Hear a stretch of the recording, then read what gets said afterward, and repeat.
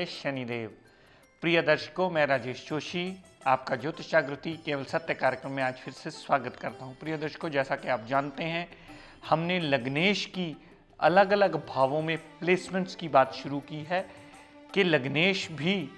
बुरे भाव में जाने से अपनी दशा अंतर्दशा में बुरे रिजल्ट्स देता है।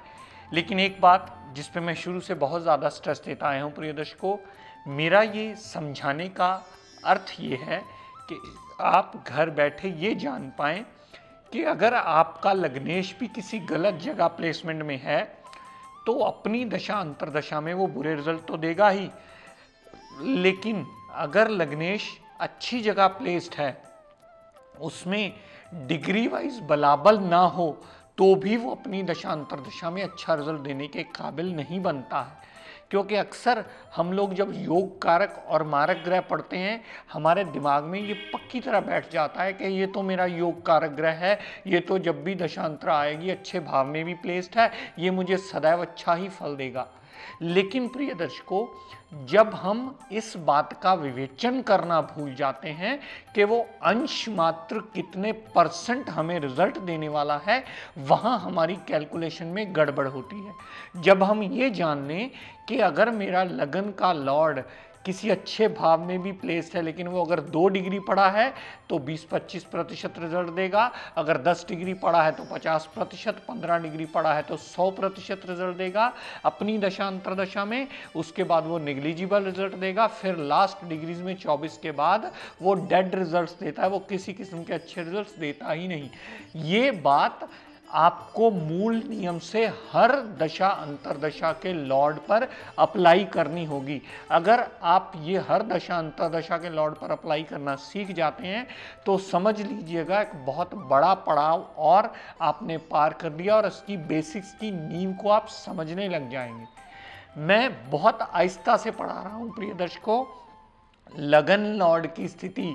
पहले एपिसोड्स में मैंने पिछले दिनों में पहले 4 भावों में पढ़ाई, फिर मैंने कल के एपिसोड में ये बाकी 4 भावों में पढ़ाई। आज लगन लॉर्ड की स्थिति हम नवम, दशम और 11वें और 12वें भाव में इसकी विस्तृत जानकारी में पढ़ाऊंगा। प्रिय दर्शकों, मेरी कोशिश ये है कि मैं इसकी डिटेल से डिटेल जानकारी आपको दे पाऊँ, लेकिन एक बात जो आपको सदैव स्मरण रखनी होगी,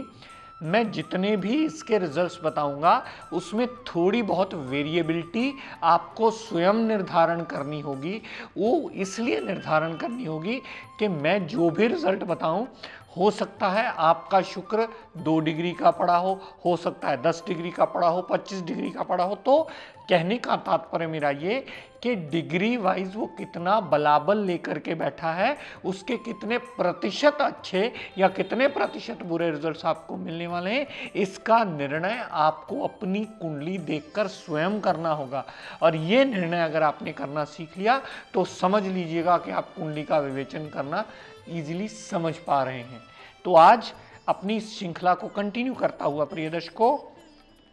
वृष लगन की कुंडली की बात कर रहे हैं। जैसे 1-2 दिन से चर्चा इसकी चली आ रही है लग्नेश के बारे में। वृष लगन के स्वामी बनते हैं शुक्र देवता। शुक्र प्रिय दर्शकों अगर नवम भाव में पड़े हो, यानी त्रिकोण का स्वामी त्रिकोण में आ जाने से सदैव शुभ फल देता है, और अगर वो मित्र के घर में आया हो तो अति लाभदायक होता है। तो अगर शुक्र देवता लगन लॉर्ड होकर के नवम भाव में आ गए, नवम भाव में आने से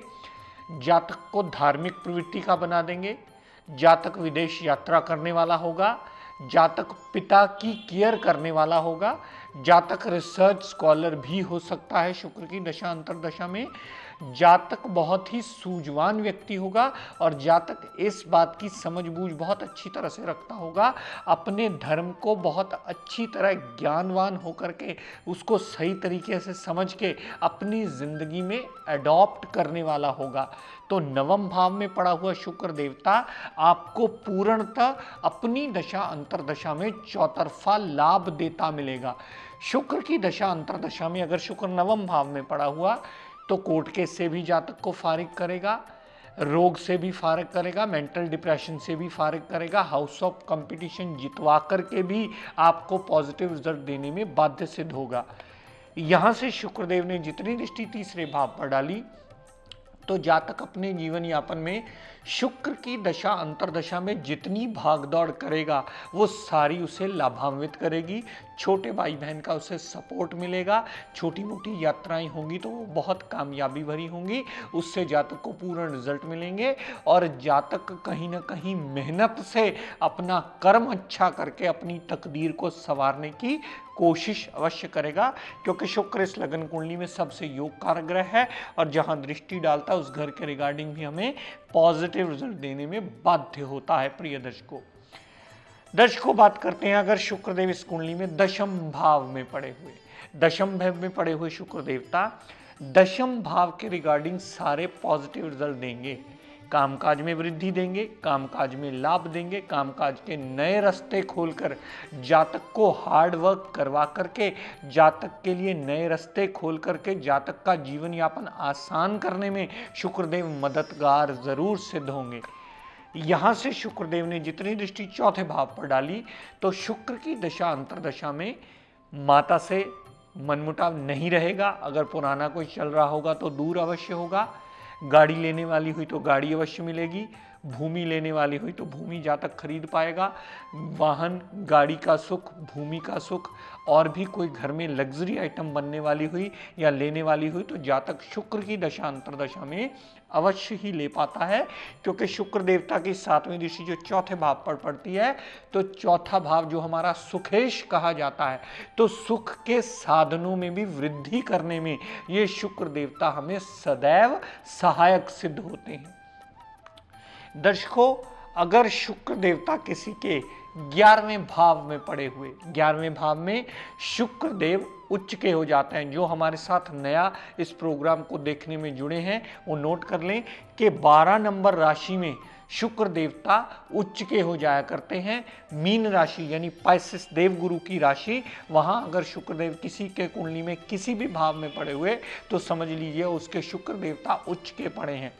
तो इस लगन कुंडली में 11वें भाव में पड़े हुए शुक्र देवता सदैव जातक को लाभान्वित करते ही मिलेंगे, जातक की हर मनोकामना पूर्ण अवश्य होगी, जातक को चौतरफा लाभ अवश्य होगा, जातक को धन की कमी पूरी जिंदगी में कभी नहीं आएगी, जातक कंपटीशन क्लियर करके गजटेड पोस्ट पे भी चला जाएगा, जातक को बड़े भाई बहन से सपोर्ट भी मिलेगा, जातक की हेल्थ में अगर छोटी मोटी प्रॉब्लम्स आएंगी तो यहाँ बैठे हुए उच्च के शुक्रदेव उसे दूर करने में सहायक अवश्य सिद्ध होंगे। दर्शकों यहां से शुक्रदेव ने जितनी दृष्टि पंचम भाव पर यानी छठी राशि पर डाली, यहां पर डाली हुई शुक्र देवता की दृष्टि पुत्री का योग अवश्य बना देगी, मेंटली लेकिन जातक को स्ट्रांग अवश्य कर देगी, पेट रिगार्डिंग प्रॉब्लम नहीं आएगी, लव रोमांस में जातक कामयाबी जरूर हासिल कर लेगा। यहां पर देवता शुक्र की दृष्टि डाली हुई जितनी भी शुक्र देवता की दृष्टि पंचम भाव पर पड़ी तो पंचम भाव से अनसर्टेन गेन का रास्ता भी कहीं ना कहीं से अवश्य खोल देगा। यहां से पंचम भाव पर जितनी दृष्टि शुक्र की पड़ी वो सारे पंचम भाव के रिगार्डिंग लाभ देता हुआ मिलेगा।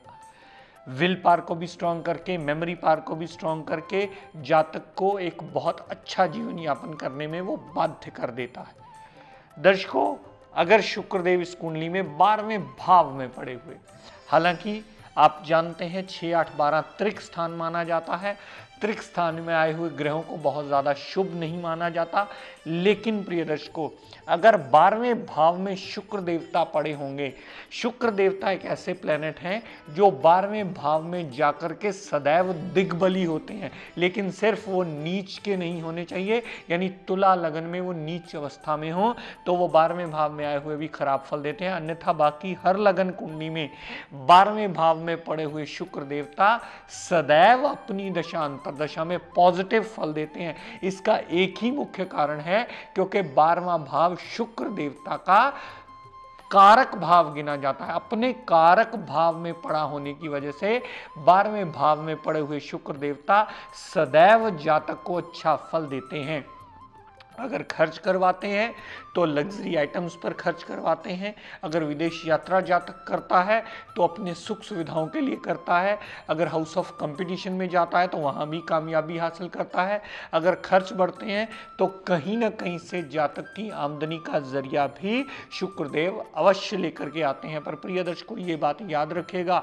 कि सिर्फ एक शुक्र ग्रह ही है जो 12वें भाव में दिग्बली होने की वजह से अच्छा फल देता है, और कोई भी ग्रह विपरीत राजयोग के अलावा कभी किसी कीमत पर 12वें भाव में अच्छा फल नहीं देता। सिर्फ एक विपरीत राजयोग की कंडीशन में पड़ा हुआ ग्रह 12वें भाव में हो तो वो अच्छा फल देने में सक्षम होता है। तो इस लगन कुंडली में प्रिय दर्शकों, आपने जाना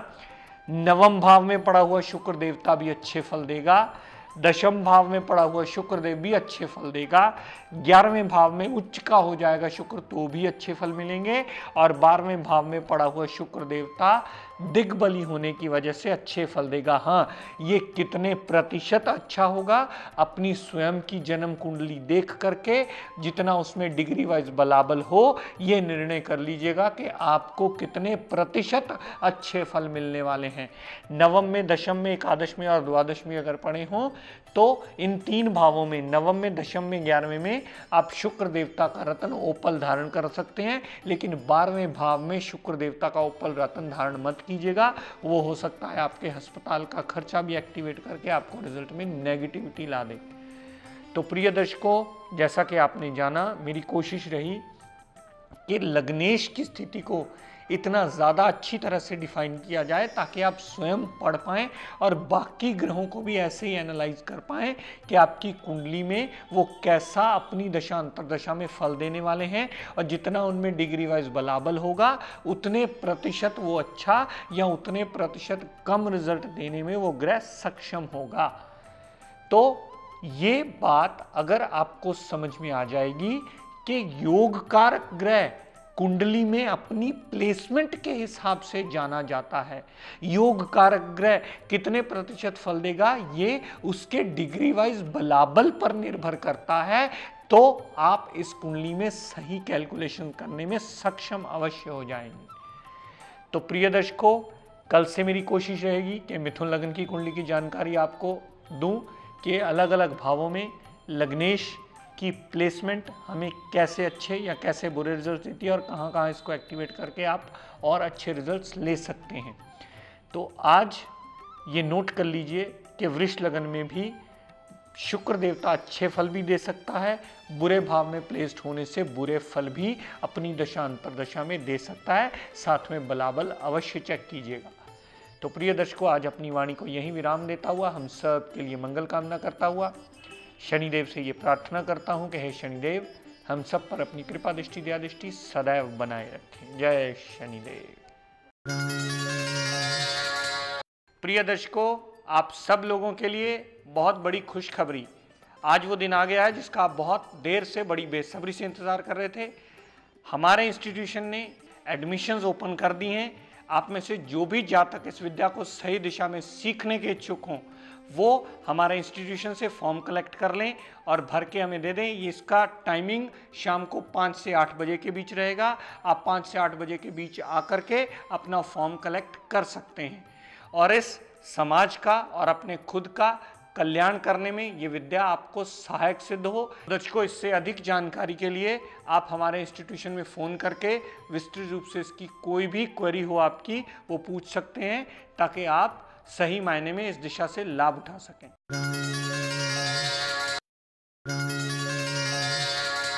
जोशी एस्ट्रो ज्ञान गंगा ग्रुप की ओर से हर साल की तरह फ्री ज्योतिष कैंप 25/11/2012 को सुबह 11 बजे से शाम 5 बजे तक 30L मॉडल टाउन लुधियाना में लगाया जा रहा है, जहां पर आपकी सभी समस्याओं का समाधान माहिर ज्योतिषियों द्वारा किया जाएगा।